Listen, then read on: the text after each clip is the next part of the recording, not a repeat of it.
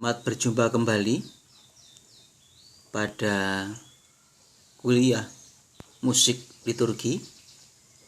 Pada kesempatan kali ini kita akan belajar soal bagaimana peran nyanyian musik dalam yang namanya liturgi. Nah, nanti kita akan bicara bagian per bagian tentang apa fungsi lagu ini, lagu pembuka, lagu penutup, dan sebagainya. Karena pemahaman akan fungsi peran dari masing-masing nyanyian musik itu akan sangat membantu kita sebagai katekis, sebagai petugas liturgi untuk memilih, menentukan lagu-lagu nyanyian yang dipakai. Nah, ada hal mendasar yang perlu kita pahami. Yang pertama, bahwa musik adalah bagian integral dari liturgi. Lihat Sacrosanctum Concilium artikel 112. Jadi, kita tidak bisa memisahkan musik itu dari liturgi. Karena liturgi, musik sendiri bagian penting, bagian integral. Nah, kalau ditanya mana yang menunjukkan bagian integral dari musik dalam liturgi adalah lagu kudus. Yang kalau kita lihat privasi bisa ditutup bersama dengan para malaikat, tamu-tamu muji Allah dan segala macamnya itu. Jadi pujian yang memang bentuknya nyanyian. Jadi kalau dikatakan dalam sebuah misa, dalam sebuah perayaan Ekaristi, lagu apa yang wajib dinyanyikan? Jawabannya pertama adalah lagu kudus. Bukan lagu yang lain. Karena ini bagian yang integral, bagian yang penting. Yang kedua, musik itu memperjelas misteri Kristus. SC 112. Maksudnya adalah kalau kita memilih lagu, kalau kita menyanyi dalam perayaan Ekaristi, maka melalui musik itu, melalui lagu itu, misteri iman yang dirayakan itu menjadi makin jelas. Contoh, kalau kita masa Prapaskah, kita menyanyi hanya debulah aku. Ini misteri apa yang dirayakan? Pertobatan. Kita sedang merenungkan soal pertobatan. Karena masa Prapaskah adalah masa pertobatan. Ya. Atau misalkan kalau kita menyanyi lagu ini,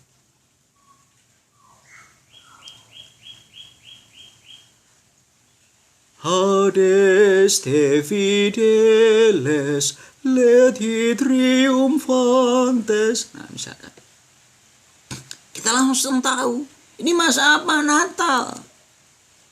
Jadi lagu itu memperjelas misteri Kristus, misteri iman yang dirayakan. Ini yang kedua. Yang ketiga, dari Sacrosanctum Concilium 14, musik liturgi mengungkapkan peran serta umat secara aktif. Maksudnya apa? Ya maksudnya umat beriman yang mengikuti perayaan diajak untuk ikut bernyanyi, tidak diam saja. Bernyanyi dengan sungguh-sungguh. Dalam pengalaman saya, Ekaristi itu bukan pertama-tama soal kornya bagus. Tetapi kalau semua orang menyanyi dengan serempak, dengan khidmat, dengan sepenuh hati, maka meskipun hanya lagu satu suara, itu suasananya sudah menjadi megah dan menggairahkan. Maka dalam liturgi hendaknya setiap peserta ambil bagian secara aktif. Dengan cara apa? Antara lain dengan bernyanyi.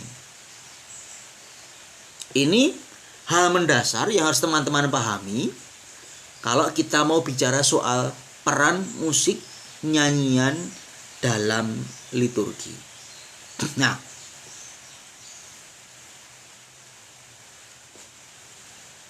sekarang kita akan mencoba masuk lebih dalam lagi. Kita akan mencoba melihat masing-masing nyanyian dalam perayaan itu fungsinya apa, tugasnya apa, perannya apa. Nah, memang secara khusus kita memilih liturgi Ekaristi, perayaan Ekaristi, karena ini memang liturgi puncak dari hidup gereja. Kalau kita mengenal fungsi-fungsi nyanyian di situ, maka kita juga akan mudah menempatkan itu kalau dalam konteks ibadat sabda. Karena kurang lebih nanti akan terjadi hal yang sama. Fungsi-fungsi nyanyian itu kurang lebih akan sama. Baik. Sekarang kita akan lihat yang pertama dari lagu pembuka, bukan lagu pembukaan. Ingat ya, lagu pembuka. Lagu pembuka itu punya fungsi apa? Satu, membuka perayaan Ekaristi. Membuka. Nah, kalau belum ada lagu pembuka, perayaan Ekaristi belum mulai. Maka kalau nyanyian lagu pembuka dinyanyikan, berarti Ekaristi mulai. Yang kedua, membina kesatuan umat yang berhimpun. Artinya apa? Anda bisa membayangkan, merasakan kalau lagu pembuka yang nyanyi semua orang bisa nyanyi. Malam Natal, malam kudus, semua orang bisa nyanyi dengan tenang, dengan khidmat. Apa yang dirasakan? Ekaristi menjadi agung. Coba, mungkin Anda pernah mengikuti Ekaristi, lagu pembuka ya nyanyi akornya saja, umatnya tidak ngerti apa-apa, delongap gitu. Apa yang Anda rasakan? Kemegahan, kekhidmatan menjadi kurang. Karena apa? Tidak dibina kesatuan. Maka idealnya lagu pembuka itu adalah lagu yang berbait, di mana umat bisa ikut bernyanyi, bukan lagu yang hanya dinyanyikan oleh paduan suara. Itu jelek sekali.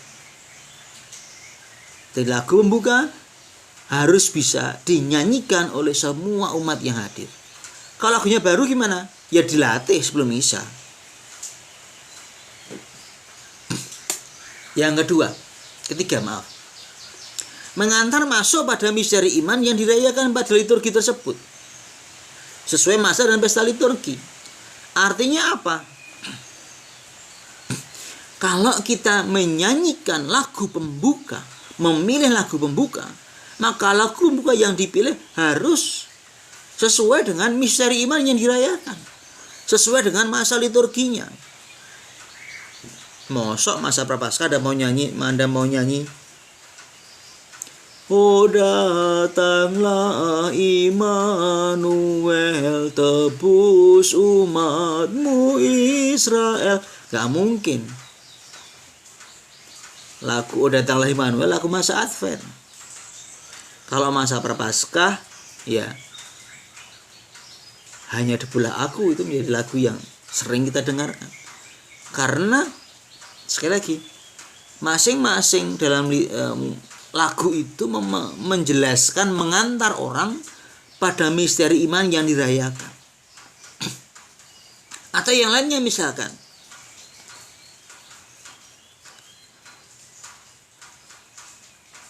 Tuhanlah gembalaku.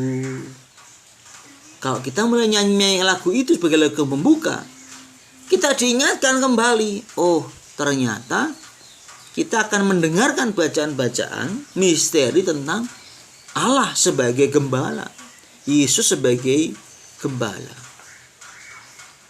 Ini jadi lagu itu mengantar masuk, lagu pembuka mengantar masuk pada misteri iman yang dirayakan pada perayaan liturgi tersebut. Yang keempat, Lagu pembuka berfungsi untuk mengiringi berjalannya imam dan para pembantunya ke altar. Maka idealnya lagu pembuka tidak boleh terlalu panjang, secukupnya. Kenapa? Karena fungsinya mengiringi. Mengiringi siapa? Ya imam, prodiakon atau asisten imam, lalu mesdinar atau putra altar ke altar. Kalau mereka sudah siap di altar, ya berhenti. Maka pilih lagu yang jangan panjang-panjang. Karena ini bukan show of force dari sebuah paduan suara, tapi ini lebih adalah lagu yang mengiringi berjalannya imam dan para pembantunya ke altar. Maka menyanyikan lagu pembuka terlalu lama, sampai-sampai para petugas liturgi harus menunggu 2 bait lagi. Nah, itu kebangetan namanya, nggak boleh. Gitu. Ini lagu pembuka. Nah, ada banyak variasi bisa dibuat kalau kita mau menyanyikan lagu pembuka, Kyrie, Gloria, ya. Kalau lagu pembuka biasanya dinyanyikan.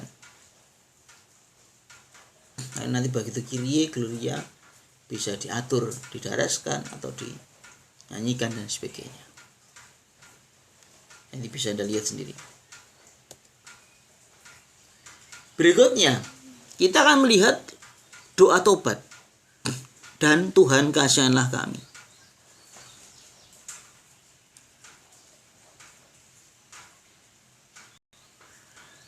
Ada beberapa cara menyanyikan lagu Kyrie.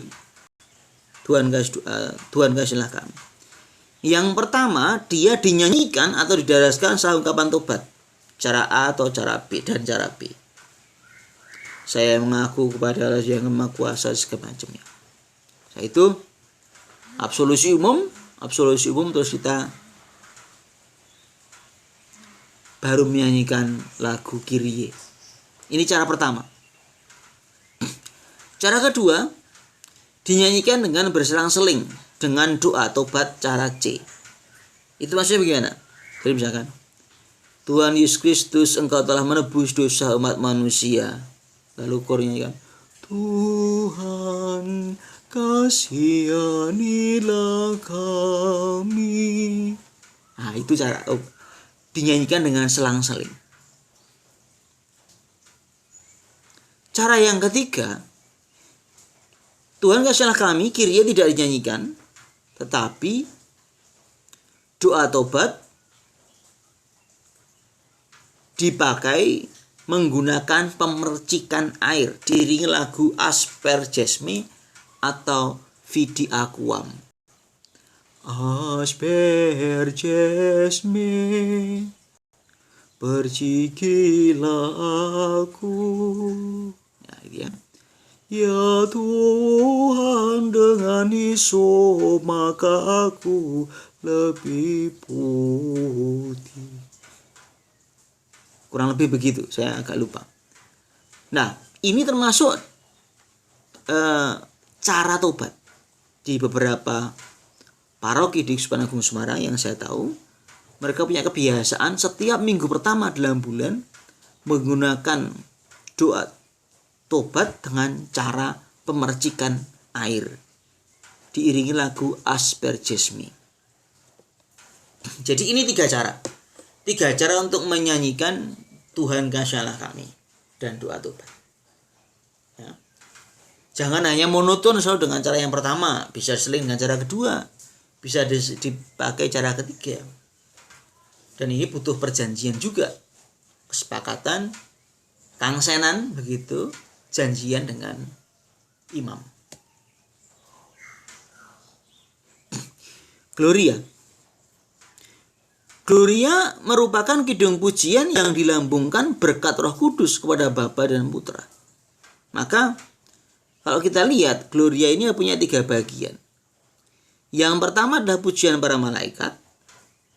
Lalu juga dilanjutkan permohonan kepada Bapa dan Putra. Maka Gloria ini bisa dinyanyikan, bisa juga didaraskan. Tidak ada aturan baku, tapi kalau mau meriah ya dinyanyikan kan begitu. Maka kalau kita selama masa pandemi ini misalkan, karena misalnya harus cepat supaya orang tidak terlalu lama berkumpul di gedung gereja dan sebagainya, maka sekarang kita buat glorianya didaraskan. Sah-sah saja, boleh. Karena ini masuk bagian dari cara bagaimana kemuliaan, kidung kemuliaan ini dibawakan. Nah, catatannya, kemuliaan tidak dinyanyikan pada masa Prapaskah dan masa Advent. Nih.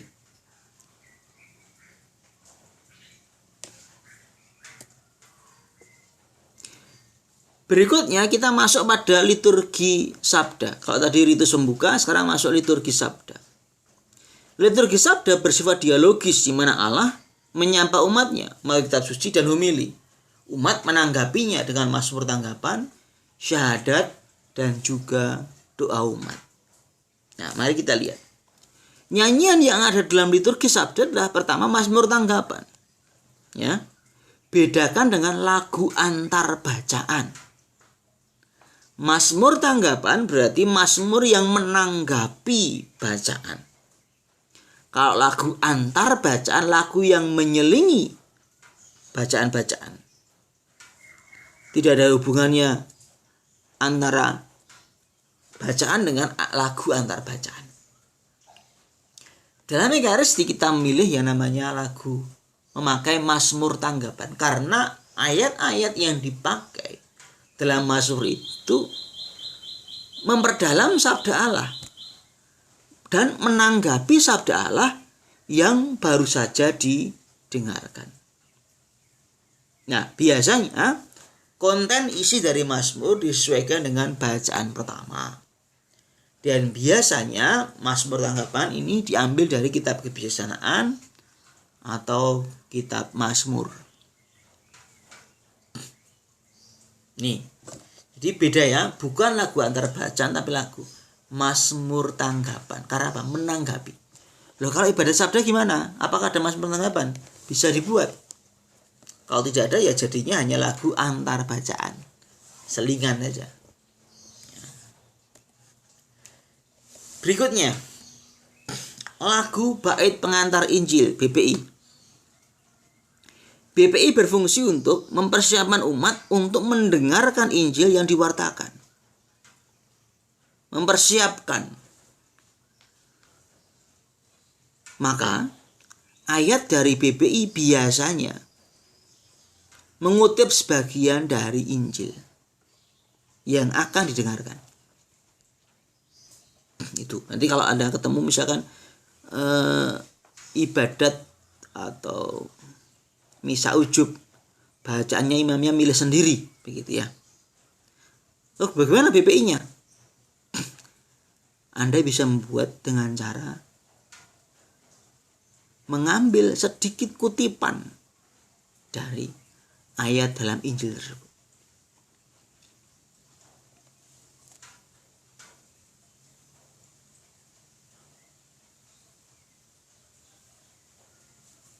Misalkan kalau itu bacanya tentang Allah Yesus sebagai gembala. Akulah gembala yang baik, domba-dombaku mengenal suaraku. Misalkan, haleluya, misalkan bisa begitu. Jadi Anda juga harus punya keterampilan untuk membuat sendiri bait pengantar Injil. Dengan cara apa? Lihat bacaan Injilnya dibaca. Mana ayat yang penting yang bisa saya kutip. Begitu. Yang kedua, mengiringi para imam yang membawa leksionarium. Leksionarium itu kitab suci yang dipakai untuk bacaan liturgi. Mengiringi.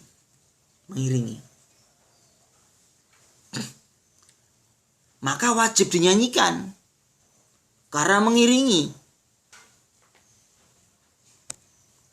karena lagu iringan. Tidak boleh tidak dinyanyikan, begitu, harus dinyanyikan. Bait pengantar Injil harus dinyanyikan.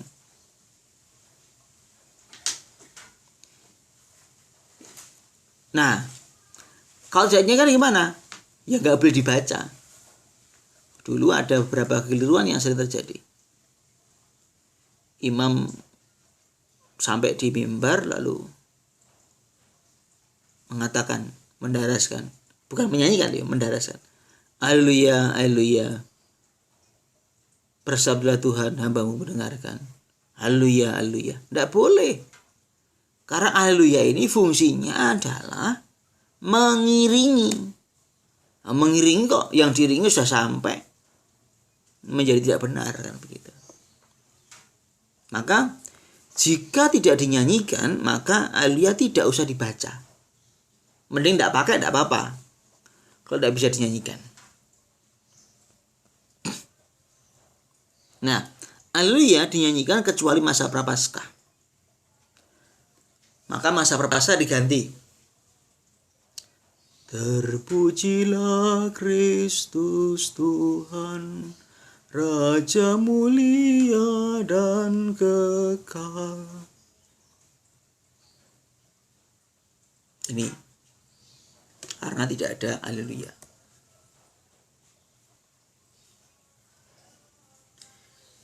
Berikutnya adalah nyanyian persiapan persembahan.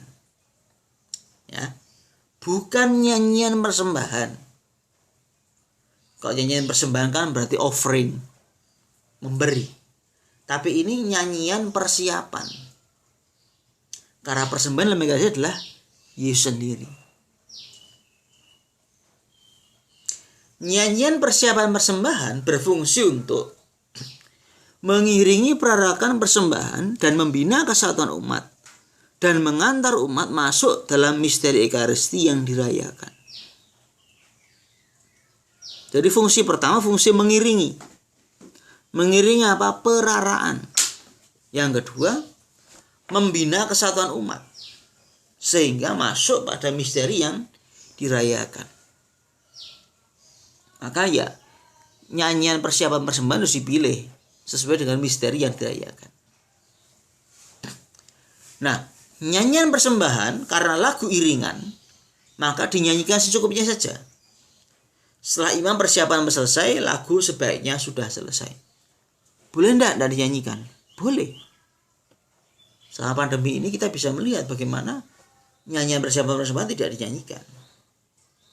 Karena apa? Tidak ada perarakan. Karena memang fungsinya perarakan, mengiringi. Tidak ada juga kolektor yang dibagi-bagikan, yang apa? Digilirkan, tidak ada. Karena iman langsung.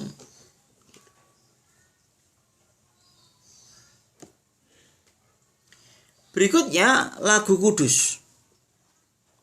Sanctus. Kudus adalah bagian integral dari doa syukur agung. Maka tidak bisa dihilangkan, tidak bisa. Kalau Kyrie tidak dipakai masih bisa, Gloria nggak dipakai masih oke. Nyanyian persiapan persembahan tidak ada oke. Tapi kudus tidak bisa tidak ada, harus ada. Entah dinyanyikan, entah minimal didaraskan. Karena ini bagian integral dari doa syukur agung. Bagian ini merupakan pujian untuk kemuliaan Tuhan dan Raja-Raja. Berdasarkan penampakan malaikat pada Yesaya dan pujian kepada Yesus ketika memasuki kota Yerusalem. Nah, nyanyian kudus dinyanyikan segera setelah akhir privasi dan tidak perlu ada jeda apapun. Maksudnya gimana? Kalau privasinya memang bersama para malaikat memuji Allah, langsung kudus, kudus. Nah, begitu. Jangan bersama dengan para malaikat kita memuji Allah, baru kita buka kudus nomor 445. Wow, itu kacau itu. Sudah bersama para malaikat baru diumumkan nomornya, kan tidak boleh. Ya. Jadi setelah privasi selesai langsung nyanyi kudus. Musik langsung bunyi, memberi intro, langsung nyanyi kudus. Begitu. Tidak boleh ada jeda. Berikutnya, lagu Bapa Kami. Prinsipnya, lagu Bapa Kami adalah lagu yang dipakai syairnya harus yang sesuai dengan doa Bapa Kami yang ada dalam Injil Matius dan Lukas. Nadanya ganti-ganti boleh, tetapi harus sama syairnya, liriknya dengan yang di dalam Injil. Nah, kalau Anda lihat doa Bapa Kami Filipina itu tidak boleh karena pakai amin amin. Amin 3 kali. Jadi setelah Bapa Kami selesai tidak ditutup dengan kata amin. Begitu.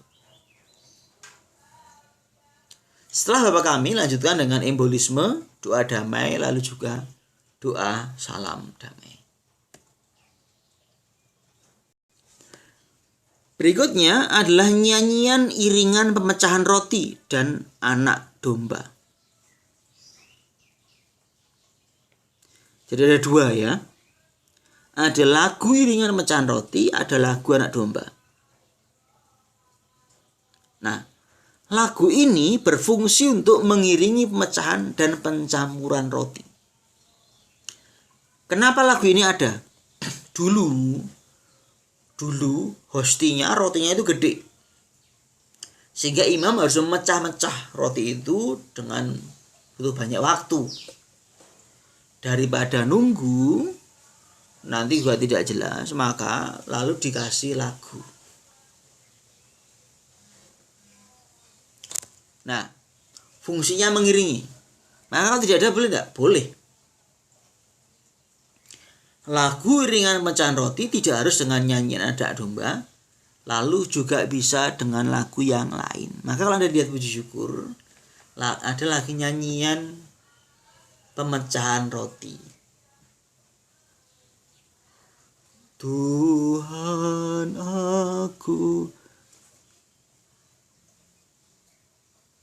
Tuhan tak layak aku menyambut tubuhmu. Nah, santapan mulia. Itu juga bisa dipakai sebagai lagu pemecahan roti. Jadi jangan selalu pakai anak domba Allah. Bisa pakai lagu yang lain. Karena ini lagu iringan.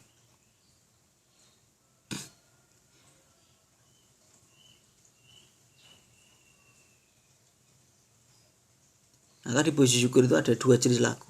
Silakan pilih salah satu. Mana yang mau dipakai. Berikutnya, lagu nyanyian komuni.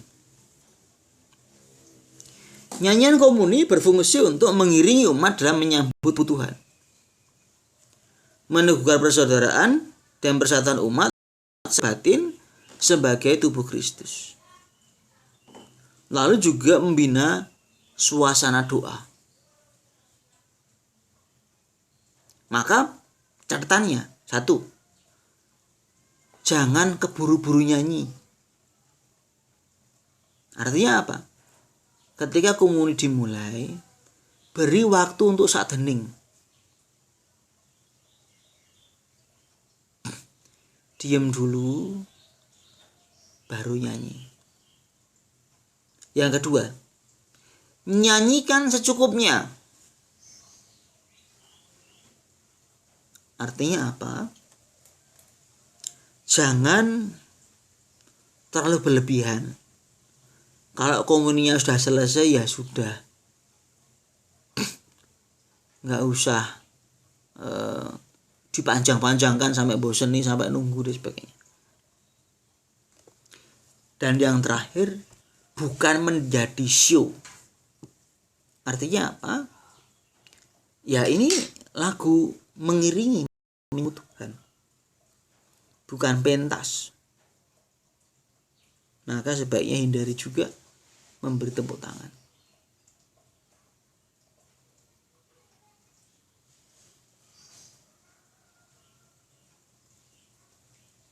Karena ini bukan show.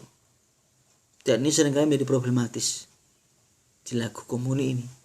Karena seringkali ukurnya menyanyi dan bagus, umat mendengarkan lalu tergerak hatinya untuk memberikan tepuk tangan yang meriah.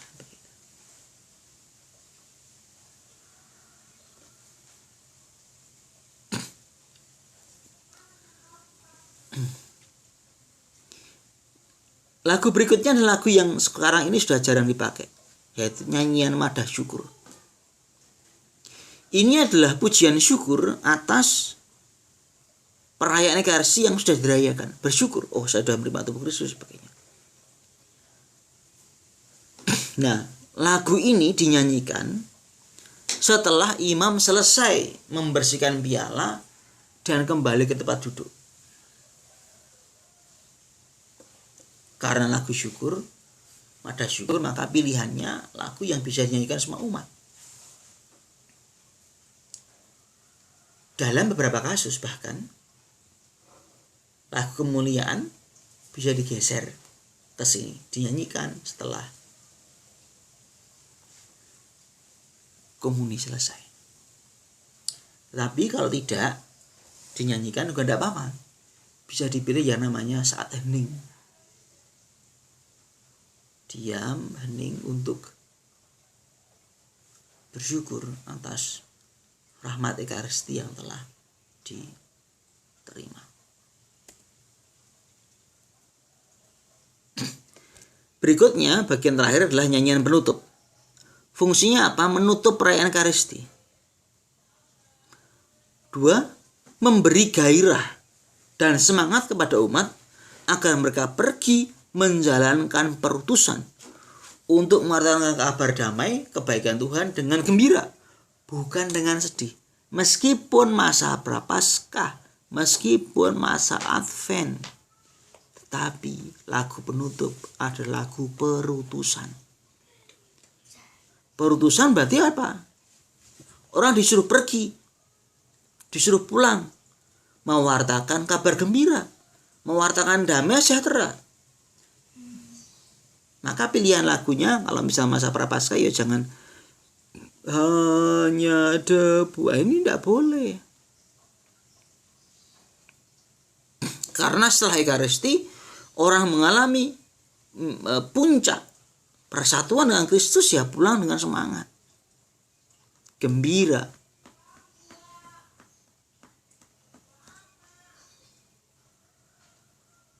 Pilihan lagunya harus hati-hati. Lalu mengiringi pergerakan imam dan para petugas liturgi masuki sakristi. Kalau lagu penutup selesai, maka kalau pergerakan selesai, maka lagu penutup juga selesai.